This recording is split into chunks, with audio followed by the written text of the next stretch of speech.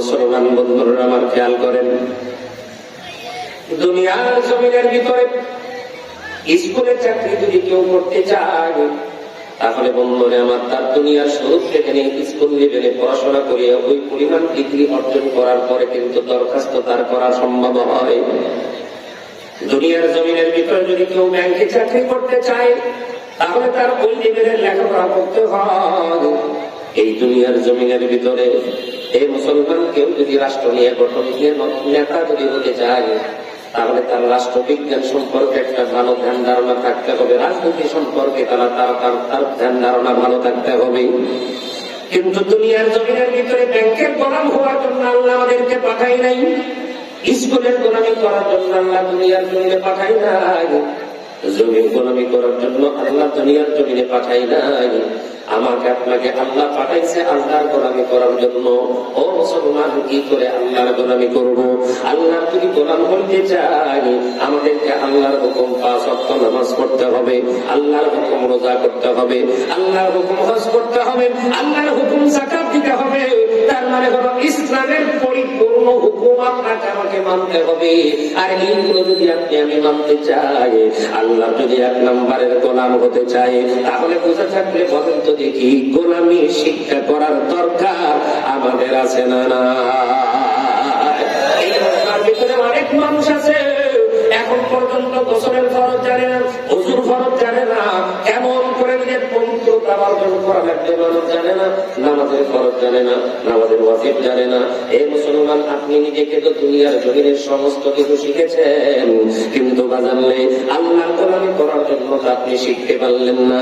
দুনিয়ার জমিনের ভিতরে আপনার জমির সমস্যা হইলে কৃষি অফিসে চলে যান। আপনার যদি কোনো ইঞ্জিনিয়ারের কোন গাড়ির প্রবলেম হলে, মোটরসাইকেলের ইঞ্জিনের প্রবলেম হলে আপনি মোটরসাইকেলের ডাক্তারের কাছে যান। বাসের কোন সমস্যা হইলে আপনি বাসের ইঞ্জিনিয়ারের কাছে চলে যান। এই জন্য আমার আল্লাহ রাব্বুল আলামিন কোরআনুল কারীমের মধ্যে বলেন, ফাসআলু আহলা যিকরি ইন কুনতুম লা তা'লামুন। আমার আল্লাহ রাব্বুল আলামিন বলেন, গোলাম, দুনিয়ার জমিনের ভিতরে যদি তুমি গোলামি শিখতে চাও, ও মুসলমান, আপনি যদি একটা প্রাইভেট কারের ড্রাইভিং যদি শিখতে চান, মোটরসাইকেল ওয়ালার পিছনে ঘুরলে কিন্তু আপনি ড্রাইভিং শিখতে পারবেন না।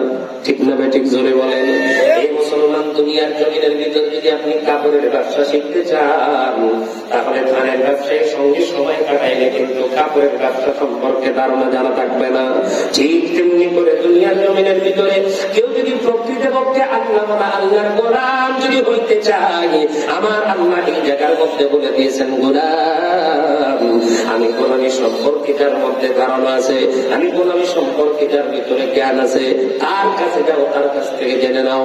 তার মানে মুসলমান, এই দুনিয়ার জমিনের ভিতরে আল্লাহ সম্পর্কে, নবী সম্পর্কে, জান্নাত সম্পর্কে, জাহান্নাম সম্পর্কে দুনিয়ার জমিনের স্কুলের টিচারের কাছে খবর পাওয়া যাবে না, কোন রাজনৈতিক নেতার কাছে খবর পাওয়া যাবে না।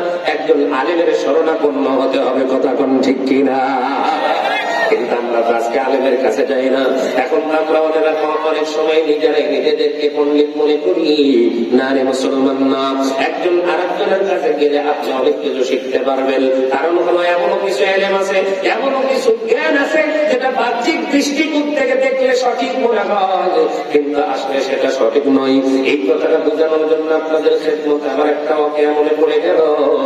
এই দুনিয়ার জমিনের ভিতরে বাদশা হারুন রশিদের সময় আল্লাহর একজন গোলাম ছিল।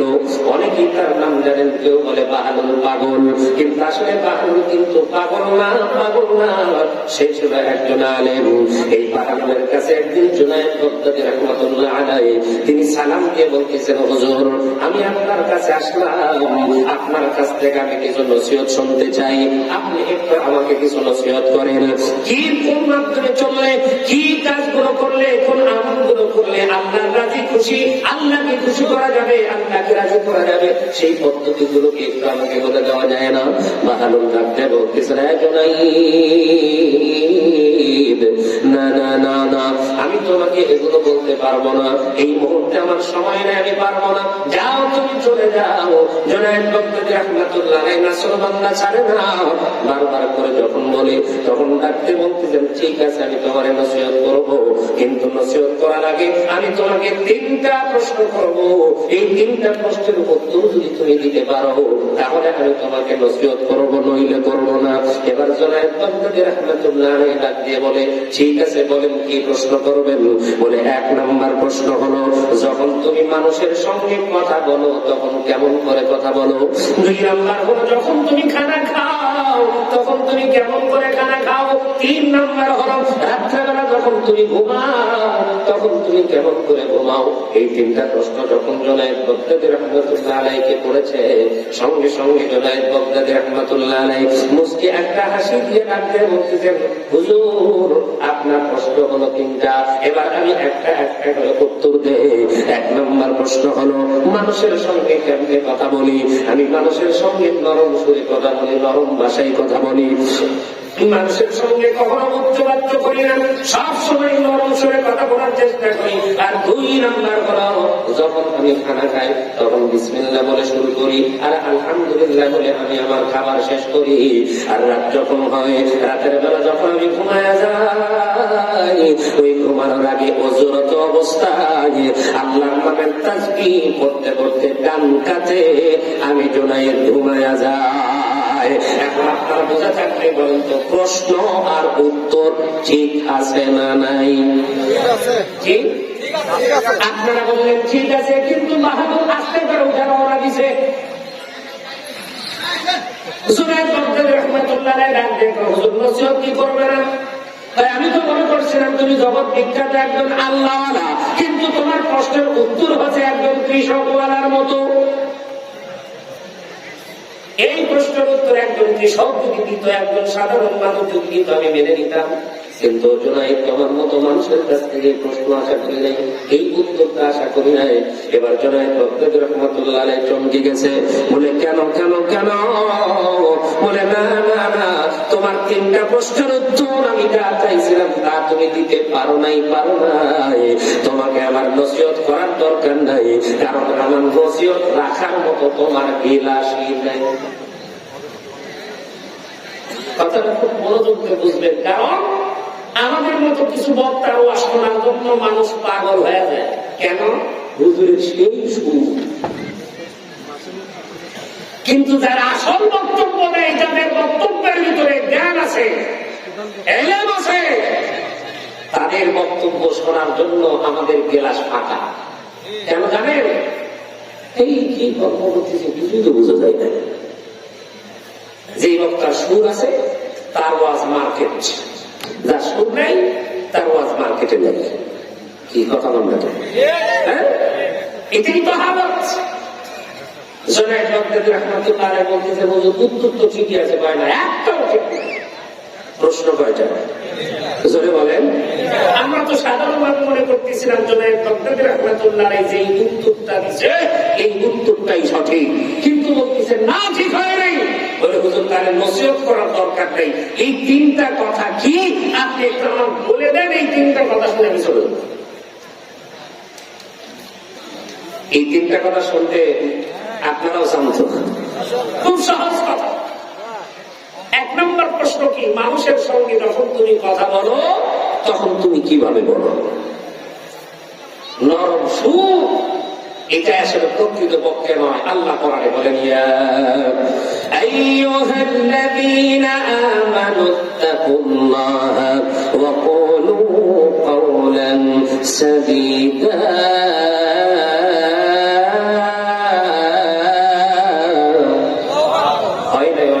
সেখানে বসে একটু জোরে কে বলা যাবে আল্লাহু আকবার? এই মুসলমানের একটু জোরে বলেন আল্লাহু আকবার। একটু দুটা হাত উপর দিকে তুলে কি সবাই এমন করে একটু নাড়া দেন তো দেখি, একটু নাড়া দেন, একটু আওয়াজ করে জোরে কি বলা যাবে আল্লাহু আকবার? হয় নাই, জোরে বলেন আল্লাহু আকবার। একটাবার ডাক দেন তো দেখি আল্লাহ। আরেকবার জোরে বলেন আল্লাহ। একটু মহব্বত দিয়ে দিল থেকে একটু জোরে একটা ডাক দিয়ে বলেন আল্লাহ। আলহামদুলিল্লাহ। এই মুসলমান একটাবার দিলকে প্রশ্ন করেন, আজকের এই সারাটা দিনের ভিতরে আপনার মালিককে একটাবারের জন্য আল্লাহ বলে আপনি ডাকছেন কিনা? যেই ব্যক্তি ফজর পড়ে নাই, যেই ব্যক্তি জহর পড়ে নাই, যেই ব্যক্তি আসর পড়ে নাই, মাগরিব পড়ে নাই, ইশা পড়ে নাই, ওই ব্যক্তি তো মালিককে ডাকার মতো তার সময় হয় নাই।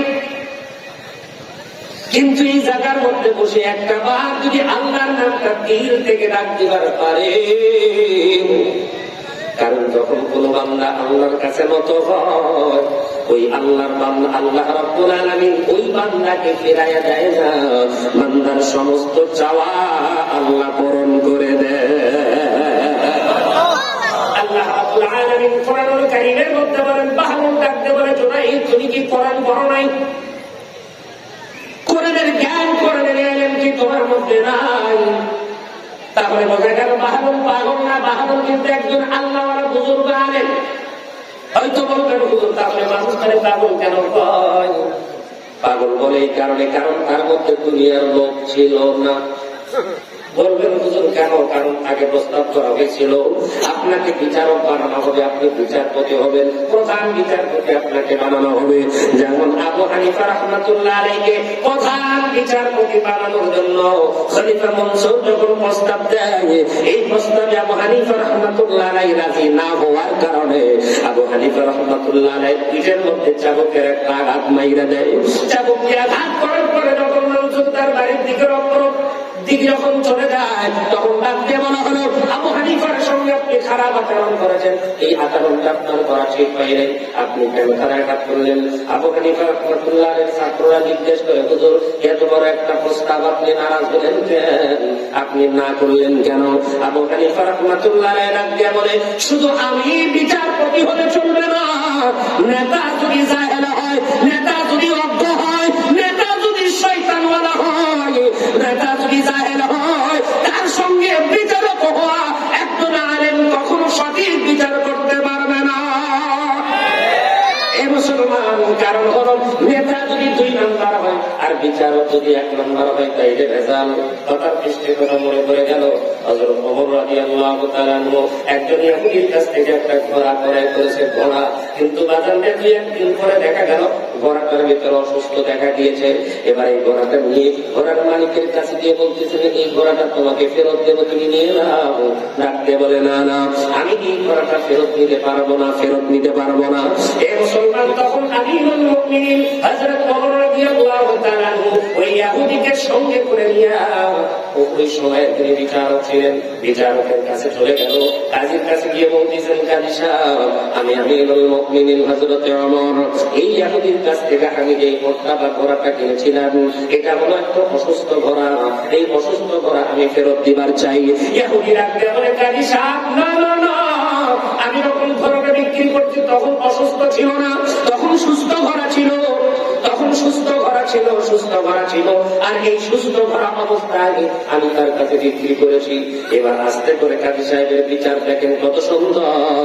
কাজী সাহেব তখন ডাকতে বলতেছেন, ইন্নাল্লাহা ইয়া'মুরুকুম আন তু'আদ্দুল আমানাতি ইলা আহলিহা ওয়া ইযা হাকামতুম বাইনান নাসি আন তাহকুমু বিল আদল।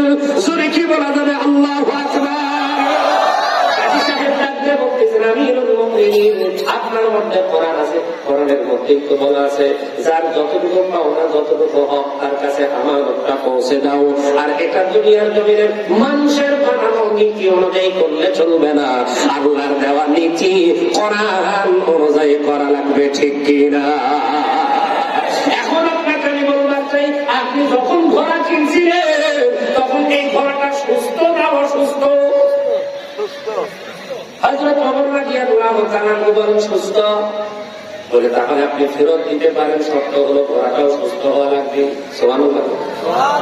এ মুসলমান, আমাদের দেশের যদি চেয়ারম্যান ওই বড় এমপি নেতার কথা ভাবতেন, চেয়ারম্যান যদি বিচার দিত, তাহলে আমাদের এলাকার বিচারকরা বিচার করতো, ঘোড়া যা হয় হোক, তোর ঘোড়া তুই নিয়ে নিয়ে খারাপ ঘোড়া দিছু কে?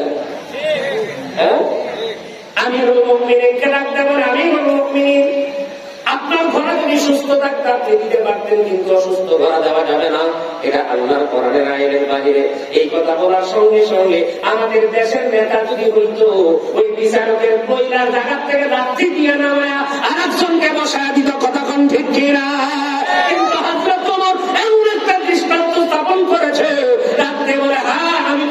করেছিলাম, বিচারক আমি যারে বানাইছি দেখি সে 1 নাম্বার না 2 নাম্বার।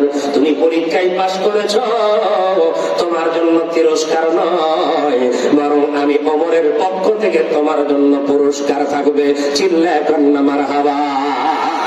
এই জন্যই হযরত আবু হানিফা রাহমাতুল্লাহ আলাইহি বলেন,